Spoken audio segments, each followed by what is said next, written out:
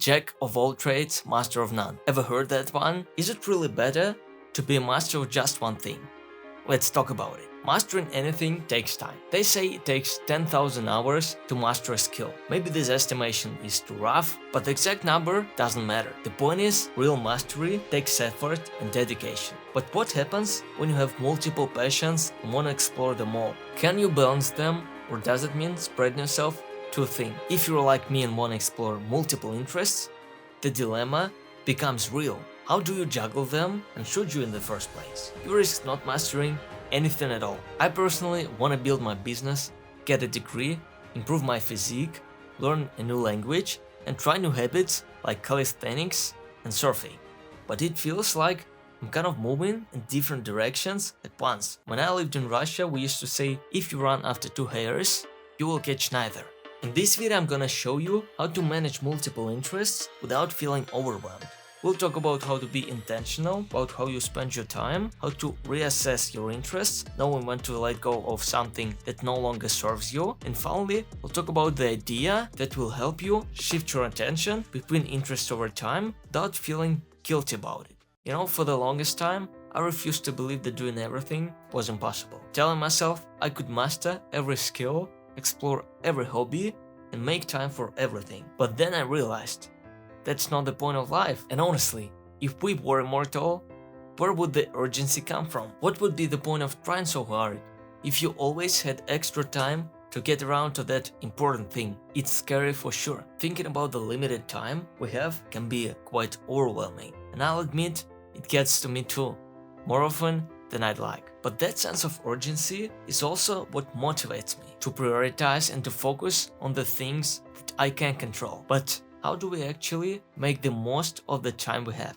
It starts with being intentional. Do you want to be best at it?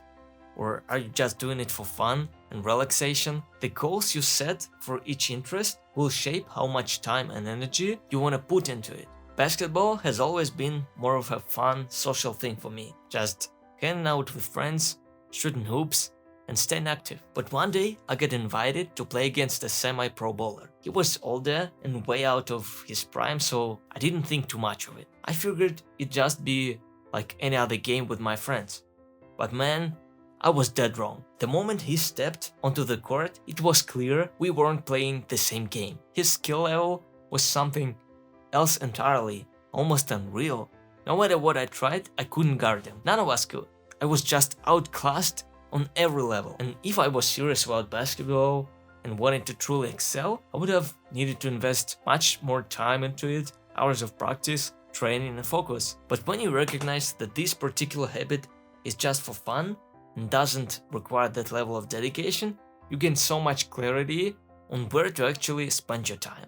You can enjoy it for what it truly is, without feeling guilty or like you're falling behind in other areas. There was a time I was training in the gym, swimming, learning skateboard tricks, and running in the evenings. But sometimes it's also about knowing when to step back. You might realize that some of them aren't as valuable as they once seemed. There comes a point when you have to reassess and ask yourself, is this still worth my time? For me, learning skateboard tricks and swimming were the ones I needed to let go. Didn't bring me joy anymore, and I don't know why I was doing it at all. Maybe the time I'm investing in it should be better spent elsewhere, on something that truly excites me or aligns with my long-term goals. You can't afford to keep everything on your plate. The next step is figuring out how to manage the interests that remain. It's not just about managing time, it's about managing your energy. After all, if you burn out, even the things you love start to feel like a burden.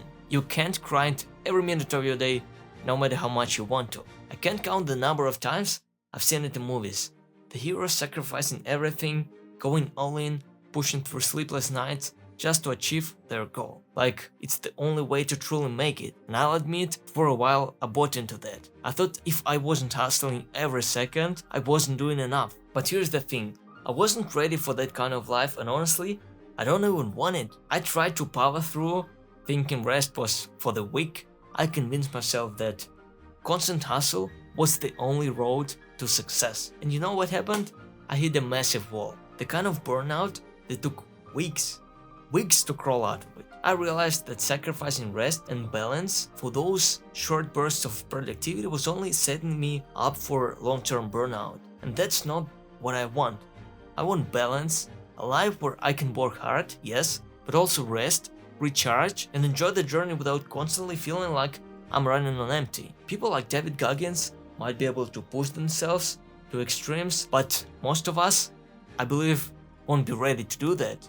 If you try to grind through every moment of the day without managing your energy, you'll eventually crash. You'll start to feel exhausted, your focus will slip, and your performance will suffer. Save your most energy-intensive work or when your energy is at its best. And during the lower energy parts of your day, work on lighter pursuits that don't require as much mental or physical effort. Now let's talk about something equally important. How to combine and prioritize your interests. When I first wanted to build a habit of reading books in English, I didn't worry too much about the topics. I just wanted to improve my English and enjoy the other benefits that came with it. But over time, I realized that reading randomly wasn't the best idea. So instead of overwhelming myself with unrelated topics, I started focusing on books that aligned with my goals. Since one of my main goals was to build a self-help YouTube channel, I began reading self-improvement books. That way, I was not only improving my language skills, but also learning valuable content for my channel. Some of your own interests may overlap, like photography and travel, or fitness and cooking. By merging these passions, you can explore different fields without feeling like you're losing focus. This is where the concept of becoming a T-shaped learner comes in, being broad in many areas, but deep in one or two core interests, while still keeping life interesting. At the end of the day, it all comes down to balance and intention. Yes, you can have multiple interests, and yes, you can pursue a variety of passions. If you found this helpful, don't forget to like and subscribe for more tips. I'd love to hear from you in the comments. What are some interests you're juggling? How do you plan to prioritize them moving forward? I truly hope this video is helpful, and definitely have a good day.